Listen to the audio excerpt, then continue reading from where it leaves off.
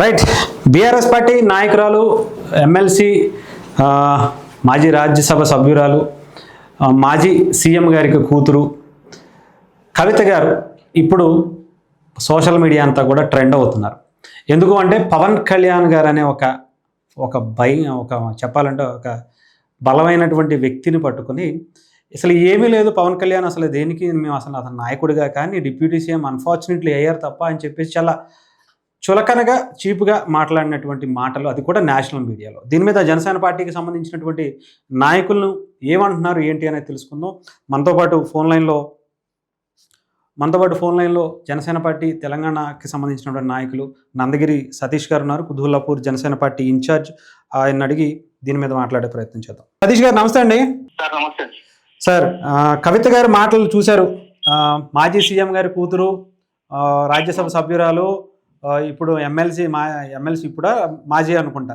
So ఏదైనా కావచ్చు. ఇప్పుడు ఆమె మాట్లాడినటువంటి మాటలు పవన్ కళ్యాణ్ గారు అనే వ్యక్తిని నాయకుడిగా కానీ, లీడర్గా కానీ, ఒక అధికార పార్టీకి సంబంధించినటువంటి వ్యక్తిగా కానీ మేము అసలు ఏ రకంగానూ ఆయన చూడట్లేదు. ఆయన అన్ఫార్చునేట్లీ ఆయన డిప్యూటీ సీఎం అయ్యారు అని చెప్పి ఒక నేషనల్ మీడియాలో మాట్లాడడాన్ని ఎలా చూస్తారు? అయితే ముందుగా మా కవితక్క గారికి మేము రాజకీయ భిక్ష మరోసారి పెట్టాలనుకుంటున్నాం మేము. ఓకే. ఎందుకంటే ఎవరికైనా వాళ్ళ చరిత్ర తగ్గిపోతున్నంతసేపు వాళ్ళ నా పని అయిపోయిందిరా ఏం చేయాలి ఇప్పుడు అని వాళ్ళు ఆలోచించినప్పుడు తక్కువగా ఈ రెండు తెలుగు రాష్ట్రాల్లో గుర్తొచ్చే పేరు ఏంటంటే పవన్ కళ్యాణ్. ఓకే. చలో ఆయన ఏమైనా అన్నామంటే 2 రోజులు 3 రోజులు సరే లైమ్ లైట్ లో ఉండొచ్చు, మీడియాలో మంచిగా పేరు వస్తుంది, వాళ్ళ అభిమానులు ట్రోల్ చేస్తారు. ఎట్ ద సేమ్ టైం వాళ్ళకు కూడా అభిమానులు ఉంటారు కాబట్టి వాళ్ళు వీళ్ళ ట్రోల్ చేయడం, ఇలా రాజకీయంగా ఒక పబ్బం గడుపుకోవడానికి అంటే ఫేమ్ కోల్పోయారు కాబట్టి ఆ ఫేమ్ మళ్ళీ తెచ్చుకోవడం కోసం చేసిన వ్యాఖ్యలు అనుకోవచ్చా? అంతే మరి. లేకపోతే అసలు కల్వకుంట్ల వాళ్ళ ఇంటి పేరు, అంటే వాళ్ళ ఆయన ఇంటి పేరు నాకేందో తెలియదు కానీ కల్వకుంట్ల కవిత గారు ప్రస్తుతానికైతే షేడ్ అవుట్ అయిపోయిన పొలిటీషియన్. ఓకే. ఓపెన్ చెప్పాలంటే ఆయన ఎంపీ ధర్మపురి ఆయన వల్ల మొత్తం రోడ్ మీదకి వచ్చింది. ఓకే. ఢిల్లీ లిక్కర్ కవితక్కలాగా మారిపోయింది. తిహార్ జైలుకి వెళ్ళొచ్చారండి. Tihar jail great. దీని అమ్మ జీవితం మామూలు లేదు. 420 సీఎం జగన్ కూడా పోలేదు. అలాంటిది అదృష్టం మామూలు మాట కాదు. అంత అదృష్టం అంటారా? ఎంత అదృష్టం అంటే ఆమె అనుకుంటుండొచ్చు, సరే ఇక్కడ ఉన్న కాంగ్రెస్ నాయకులు కావచ్చు, అక్కడ పక్క రాష్ట్రంలో ఉన్న వైసీపీ నాయకులు కావచ్చు, జైలుకి వెళ్ళి వచ్చిన తర్వాత ముఖ్యమంత్రులు అయ్యారు, మరి నేను కూడా జైలుకి వెళ్ళినా ముఖ్యమంత్రి అవుతానేమో అని అనుకుంటుండొచ్చు. కానీ ఆమె ముఖ్యమంత్రి అయ్యే స్థాయి కాదు, ఆమెకు అంత ఫీల్ లేదు. ఒకటి ఎమ్మెల్సీకి ఎక్కువ, ఈ కల్వకుంట్ల పేరు తక్కువ.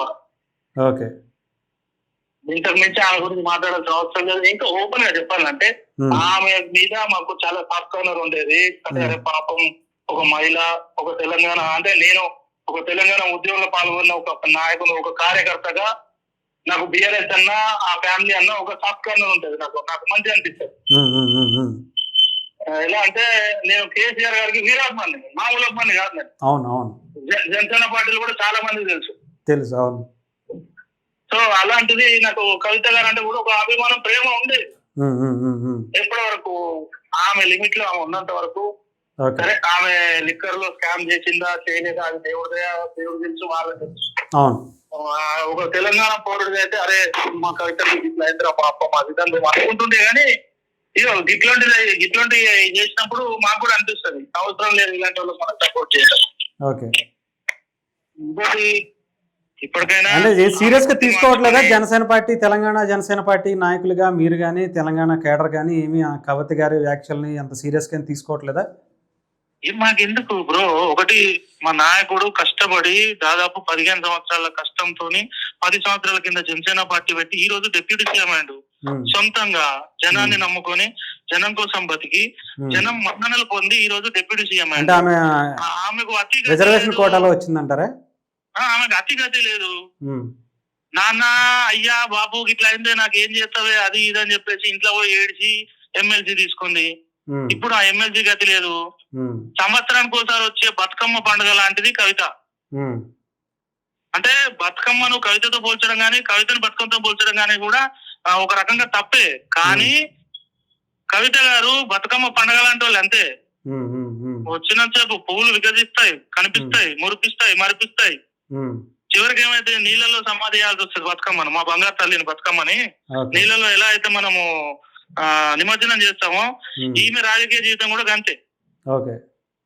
ముందుగా చెప్పాలంటే 11 సంవత్సరాలు 10 సంవత్సరాల క్రితం మా నాయకుడు పవన్ కళ్యాణ్ గారు ఏదైతే ఒక క్వశ్చన్ రైజ్ చేసిండో, తెలంగాణ జాగృతి అనే ఒక సంస్థను పెట్టి నువ్వు ఎన్ని వసూలు చేసినావు, ఎక్కడెక్కడ ఏం చేసినావు అవన్నీ మాకు తెలుసు, ఆ లెక్కలు చెప్పు అని. ఇప్పుడు మేము అదే అడగదలుచుకున్నాము. తెలంగాణ జాగృతికి సంబంధించిన లెక్కలు ఏమైనా చెప్పేంత దమ్ముందా లేదా? నీకు రాజకీయంగా పలుకుబడి కోసము, రాజకీయంగా గుర్తింపు కోసం పవన్ కళ్యాణ్ గారిని విమర్శించినా అని చెప్పి ఇంటర్నల్ గా చెప్పు, మాకు మెసేజ్ పెట్టు, మేము కూడా సంతోషిస్తాం. అంతేగాని ఆయన కష్టం మీద ఆయన బతికిన వ్యక్తిని నువ్వు నోటికి వచ్చినట్టు మాట్లాడితే ఎవరు సహించేది లేదు. ముందులాగా అన్నిటికీ అణిగిమణిగి ఉండాల్సిన పరిస్థితి మాకు అస్సలు లేదు. ఎస్పెషల్లీ తెలంగాణలో జనసేన పార్టీకి ఎప్పుడు ఊపొస్తుందా అనే రకంగా మేము ఉన్నాము. మాకు ఇలాంటి ఛాన్స్ దొరికినట్టు మేము వదులుకునే ప్రసక్తి కూడా లేదు. ఎంతకు తెగించడానికైనా మేము సిద్ధంగా ఉన్నాం.